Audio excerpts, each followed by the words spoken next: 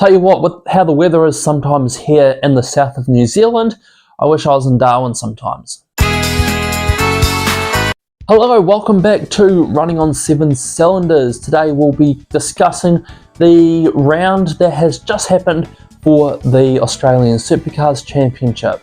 This round was the Darwin Triple Crown, the special 3-race, 3-day event with the indigenous themes based around it. I did a video not too long ago talking about the indigenous themes of this round. So with only 3 rounds left in the Sprint Cup, how did everybody go in this weekend? Well, I'm going to discuss how every driver went and the highlights of their weekend. So stick around to see how your favourite driver did. And while you're sticking around, you might as well subscribe to check out weekly Supercars content I upload 2 to 3 times a week. And if you want to know when I upload, usually 3 p.m. New Zealand time, but anyway, leave the bell on so you get a wee notification saying, hello, I have uploaded a video. And if it's more content than you want and you want daily stuff, check out my TikTok and Instagram for daily content based off supercars and even a bit of NASCAR and other motorsport. Anyway, off of the intros, onto the drivers. As usual, I pick a random order on what teams I want to talk about and what order before the weekends even started. And coincidentally, Tickford was the first one on my list. So starting off with Cameron Waters, he had a weekend of weekends. It was the weekend where he really showed, yes, I am still here. I am the old Cameron Waters with my qualifying. He would qualify twice on pole. He would get his first win of the year, his first win actually since SMP last year. That was how long it was before he won a race. He was on the podium for all 3 of those races, which got him the overall round win, which got him the Darwin Triple Crown. So good weekend for Cameron Waters. It really does show, yes, I am in the top 5 of the championship. No, I'm not sneaking under the radar like he has been for most of this season. Thomas Randall, it was really more of an unlucky weekend for him. He didn't get a top 10, but it also wasn't 100% his fault. He had a cool suit issue on the second race, the race where it was incredibly stinking hot, not the Friday race where it was actually quite mild for a Darwin race.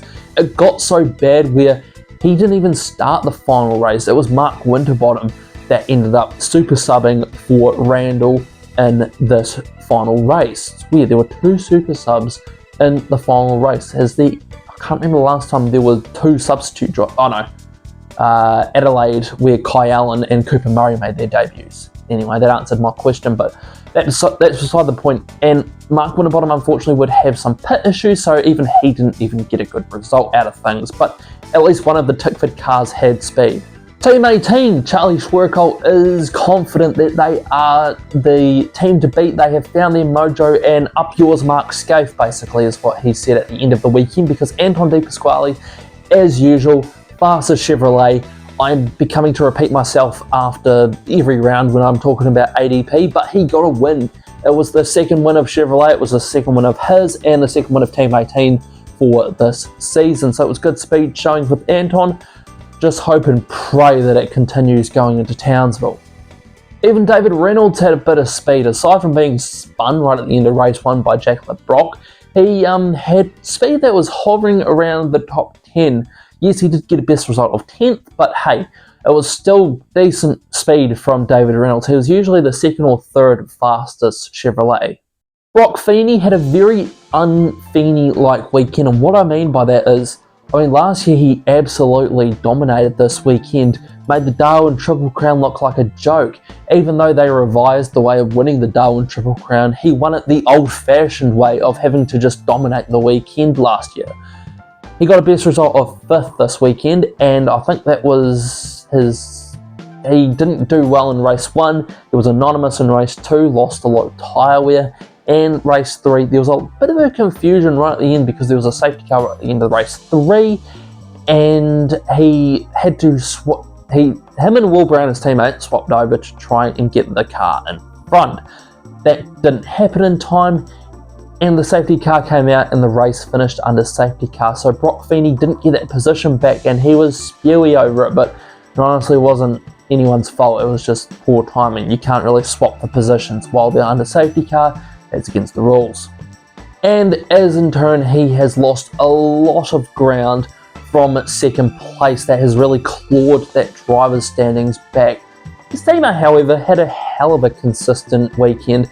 If it wasn't for the fact that he did that swap over with his teammate, Will Brown would have got 5th, and, well, 5th. He ended up getting 4th in that final race. After how inconsistent he was at last year and at points the start of this year, this is the sort of weekend that Will Brown needs. Yes, he didn't get a podium, but he got 3 top 5s. I could say that there were 5 fast guys the whole weekend. It was Waters, Kostecki, the 2 Penrite boys, and it was always Will Brown at the back of those 4, and he ended up consistently staying in the top 5 all weekend, so good job from the Toowoomba Terror. Andre Heimgartner, can't really say much about his weekend. He had a quiet weekend and was sniffing around the back of the top 10 for most of it. Cameron Hill had a decent weekend.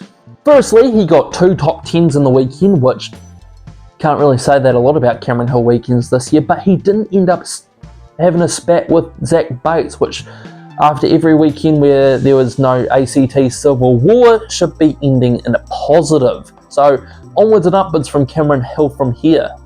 Macaulay Jones was a quiet achiever throughout most of this weekend. Firstly, he got a top 10, so that's 3 throughout the season.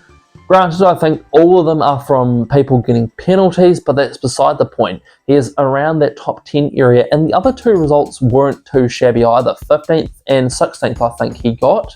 And these are the sort of weekends that Macaulay Jones needs. He needs to outpace the rookies that have come into the series because he has some experience under his belt now. So he should be outpacing these guys. He should be not too far behind his teammates. As for Jackson Walls, it was a sort of meh weekend. He didn't really do much. He made a few mistakes. It was not really that impressive on speed. There are a few rookies that had that sort of weekend. It was rather disappointing from Jackson, especially considering he was one of the few rookies that had been here before. He had been here multiple times in Carrera Cup cars. As for what I'm going to call the best rookie of the weekend, Jaden Ojeda, he got 2 top 10s and was qualifying quite consistently around the top 10. He has really gone to show that that rookie tag is only in name only, not from experience, because with his Mercedes experience, he has had a hell of a lot of driving compared to some of the other rookies. So he is really coming into his own as probably sometimes even the second best Chevrolet driver. As for his teammate Declan Fraser, he had a bit of a average weekend, not too good, but also not too bad as well. There were a few minor errors in there and a few offs, but hey, a 15th as the best result isn't too bad. He just needs to be constantly above the likes of your Bateses, your Greys, your Stewarts, your Murrays, all the sort of like inexperienced rookies types. Granted, he is sort of one of those types, but hey, the number 17 car had a solid weekend. Now I say number 17 because Brody Kostecki wasn't in it for most of the weekend. He had been severely crook for most of the weekend, actually the whole of the weekend. So getting 2 top tier results in the first 2 races wasn't too shabby. Unfortunately, in the second race, his drink bottle failed and he had no water going to his system. So out goes Brody Kostecki, in goes Todd Hazelwood. And granted, Toddler didn't embarrass himself. He got a 12th place qualifying result and a 13th place race result. So good teams points for Shell V-Power Racing Team. That is what he was brought in to do, get the teams points, because well, he wasn't going to get any drivers points towards Bush's campaign. As for Ryland Gray, he raced alright, but his qualifying is still on the below side of things, qualifying constantly in or around the top end of the top 20 or even outside of it. Like I said, the racing's okay. He did have a big scrap with Zach Bates, which I think he ended up winning because Zach Bates got a 5-second penalty out of it, but he needs to just get that qualifying sorted out. When he gets that qualifying sorted out, he ends up finishing quite well, but it just is his kryptonite at the moment. Granted, it's not easy to qualify one of those cars. Just tell Job Stewart, he is having not a very good week, not a very good year actually, but you could say the same thing about Erebus as a whole. The only thing I have to say about Job Stewart's weekend, he was there. His car looked decent. As for Cooper Murray, he was also there. His car looked decent, but he actually got a good result in race 1, so at least he started the weekend okay. It's just a shame that was the race where it was rewarded the least amount of points, and he fell off a cliff from there.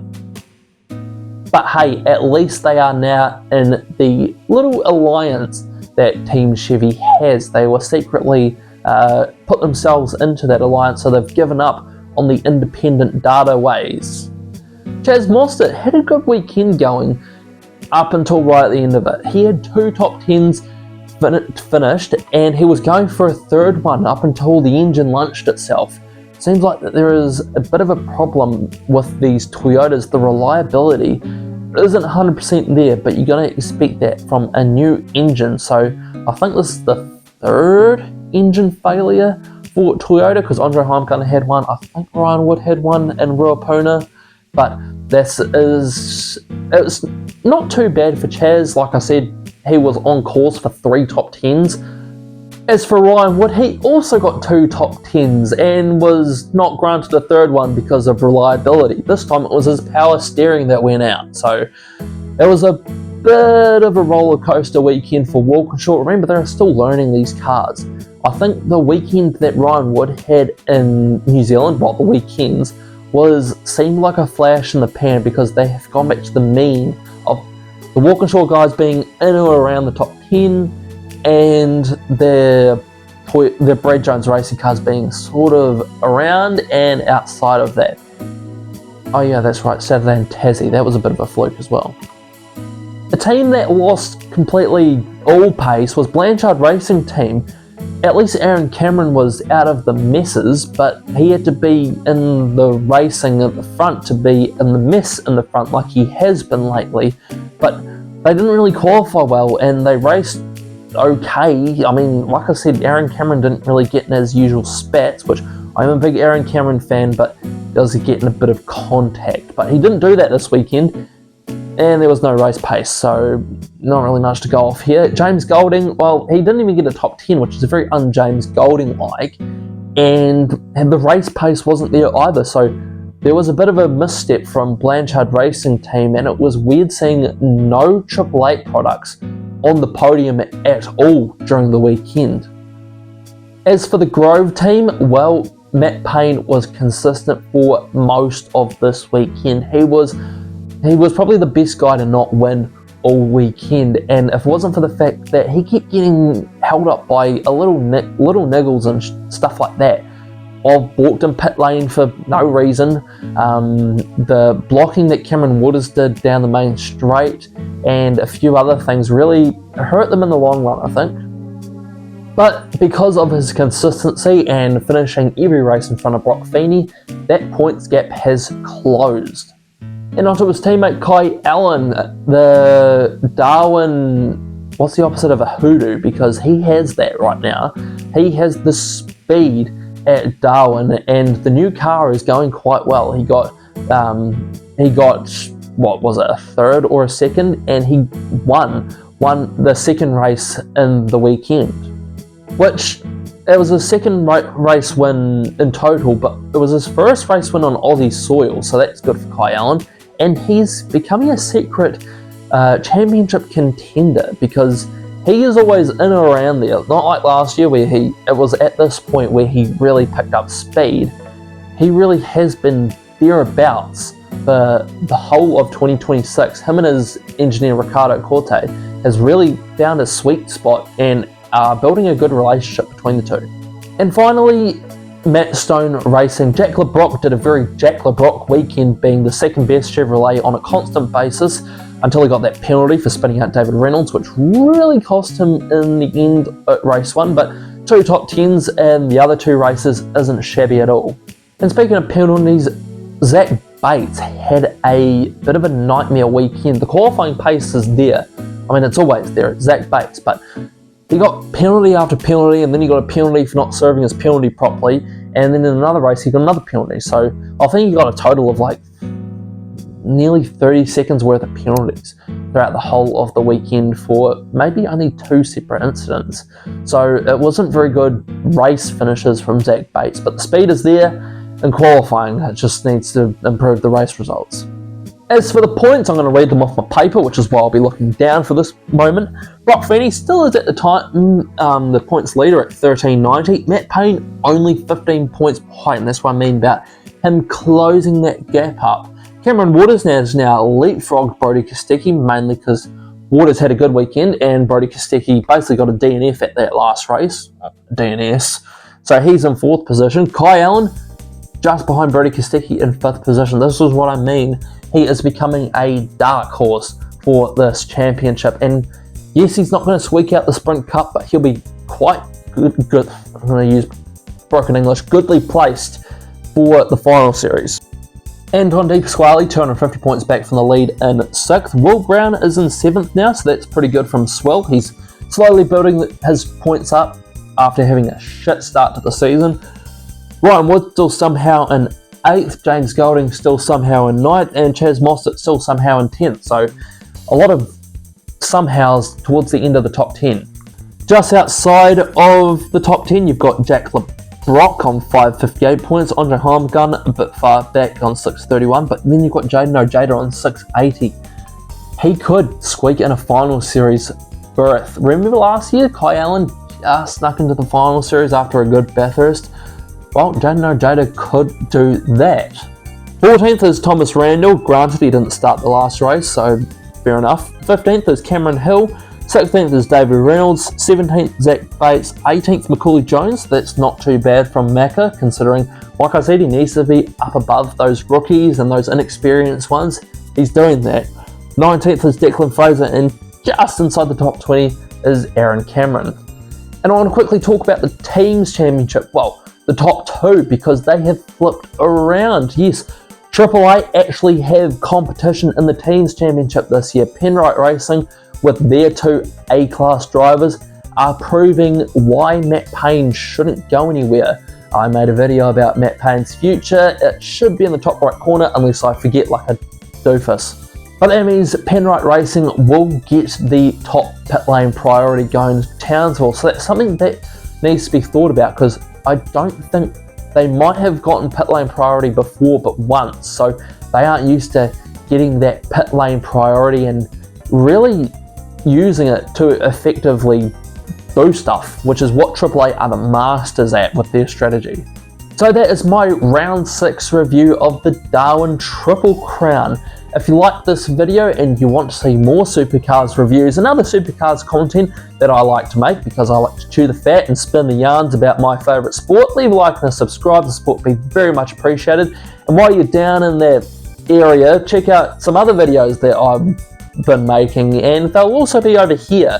Whatever ones go up here, the algorithm will choose like a god. And I'll see you in the next video, whatever one that may be. Actually, I sort of know what it might be. I've got ideas written down that I'm yet to record. So I'll see you then, probably up later in the week.